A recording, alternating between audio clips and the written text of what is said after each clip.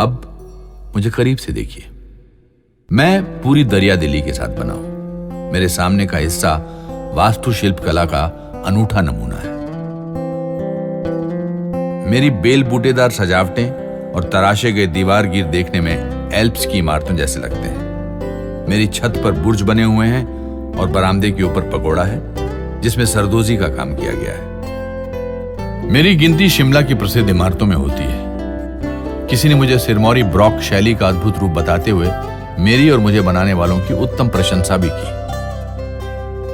साल दर साल बीतते चले गए और मेरी उम्र बढ़ती गई। मेरे किरदार में कई पहलू जुड़े।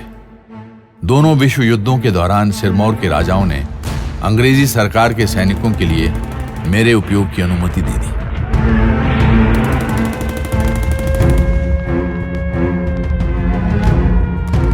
दूसरे विश्व युद्ध में यहां प्रिजनर ऑफ वॉर सेक्शन रहा। यह ऑल इंडिया रेडियो से अटैच था। यहां से ज्यादातर इटली के उन बंदियों का संदेश भेजा जाता था जिन्हें धर्मशाला के पास यौल में दफना दिया गया था। आजादी की ठीक बाद मशहूर अखबार द ट्रिब्यून जो लाहौर में था यहां से छपना शुरू हो गया और इसके चंडीगढ़ शिफ्ट होने तक यहीं चलता रहा। ओ हां, क्या आपने बाहर की रेलिंग्स देखी जिस पर सिरमौर का राज्य चिन्ह अंकित है? ये रेलिंग्स सिरमौर की राजधानी नाहन में ढलवा लोहे से बनाई गई और यह ढलाई खाना हिमाचल में आने वाले प्रथम उद्योगों में से एक था। ये रेलिंग्स और शानदार दरवाजा लगने से पहले ही मैंने शिमला म्युनिसिपैलिटी को वचन दिया था कि प्रॉपर्टी के भीतर लगे देवदार के विशाल पेड़ों को कोई नुकसान नहीं होगा और इनमें से 2 पूज्य वृक्ष अभी भी हैं। जाहिर है कि शिमला में बंदरों की भरमार है जो इन पहाड़ियों की टहनियों से झूला झूलते रहते हैं और अपनी हरकतों से मेरा मनोरंजन करते रहते हैं।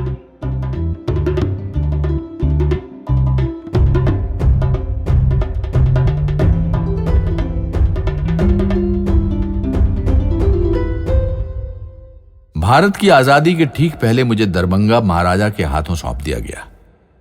1957-58 में दरभंगा के महाराजा सर कामेश्वर सिंह ने पंजाब सरकार को एक प्रॉपर्टी किराए पर दी।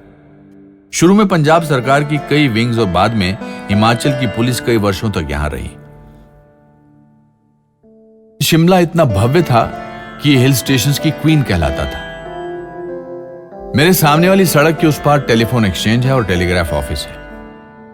यह दुनिया के पहले ऑटोमेटिक टेलीफोन एक्सचेंज में से एक था।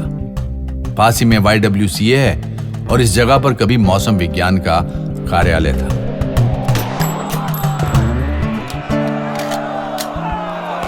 निकाल दो अंग्रेजों को। हाँ, निकाल दो। उत्तर भारत के लिए 1857 की शुरुआत शांतिपूर्ण थी, लेकिन इस शांति की गोद में एक तूफान पल रहा था। यह तूफान भारत की आजादी की पहली लड़ाई के रूप में दिखा और इसने भारत में ईस्ट इंडिया कंपनी के क्रूर शासन की जड़ें हिला दी। सेवकों ने अभी बाजार में सुना है कि शिमला के पास के जचोक कंटोनमेंट के लोगों ने भी विद्रोह कर दिया है। बकवास, वो कभी भी नमक हरामी नहीं करेगा। वो हमारे खिलाफ खड़े नहीं होगा। शिमला बैंक यहां से थोड़ी दूरी पर ही है, जहां आज ग्रैंड होटल है। अधिकांश यूरोपियंस वहां इकट्ठा हो गए थे। हालांकि भारत में अंग्रेजों के अन्याय और अत्याचार के खिलाफ इस विस्फोटक क्रांति का प्रभाव शिमला के अधिकांश हिस्सों में ना के बराबर रहा, लेकिन बाकी देश में इसकी आग भड़क चुकी थी। इसके भयंकर परिणाम देखने को मिले और पूरे के पूरे गांव में आग लगा दी गई। शक्तिशाली और लुटेरी ईस्ट इंडिया कंपनी का अस्तित्व समाप्त हो गया और सारे अधिकार व शक्तियां ब्रिटानिया हुकूमत ने अपने हाथों में ले ली। अब भारत सरकार के प्रमुख का पदनाम गवर्नर जनरल ऑफ इंडिया और वायसराय कर दिया गया।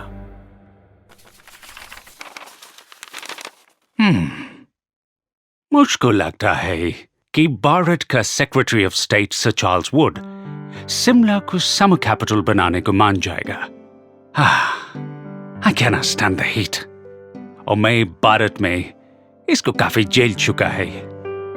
सर जॉन, उस उमस भरा कलकत्ता का गर्मी में जितना काम हम 10 दिन में पूरा करेगा वो तो यहाँ 1 दिन में हो जाएगा।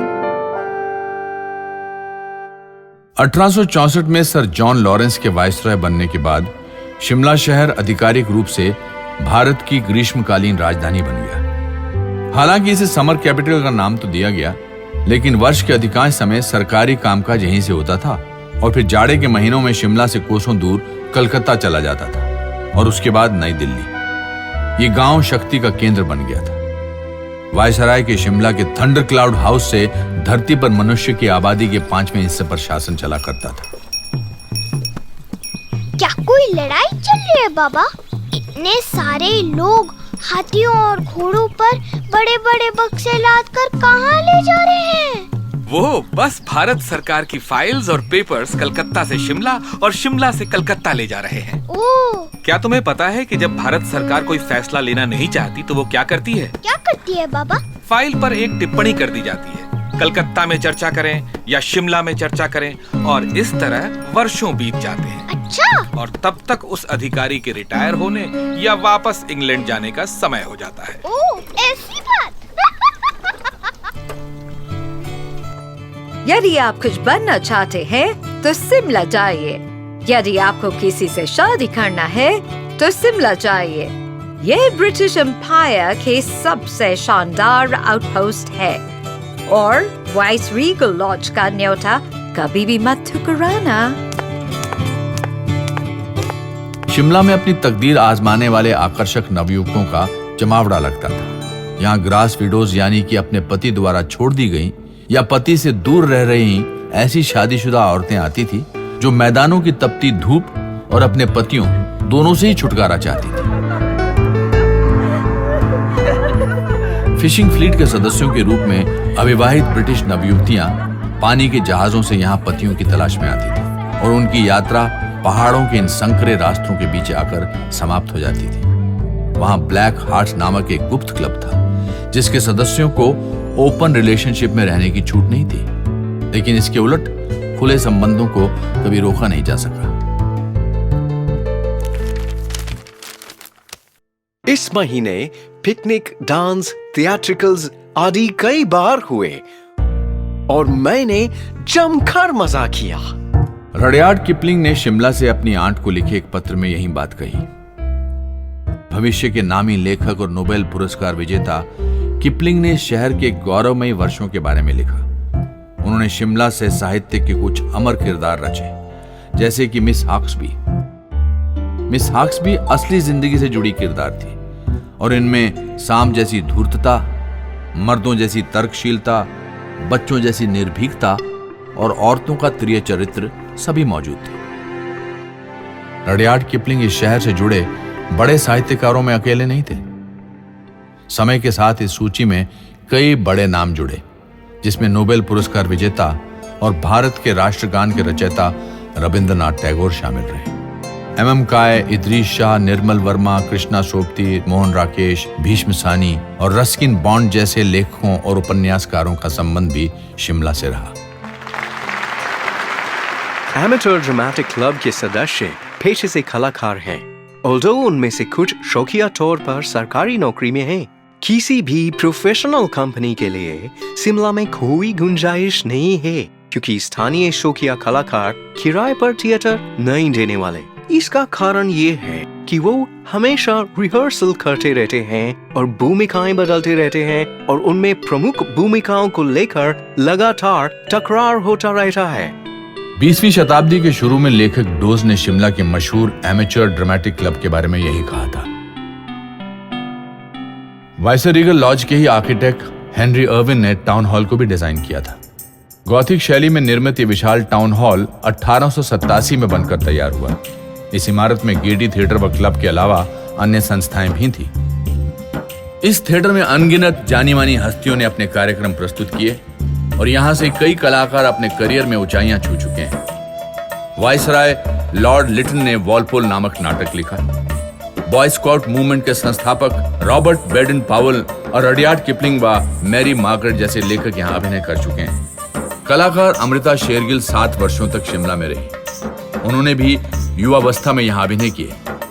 ऐसा माना जाता है कि गायक के.एल. सहगल ने अपना पहला सार्वजनिक कार्यक्रम गेटी में ही प्रस्तुत किया। कैंडल्स, पृथ्वीराज कपूर, अनुपम खेर और कई अन्य नाम इस महान थिएटर से जुड़े हैं।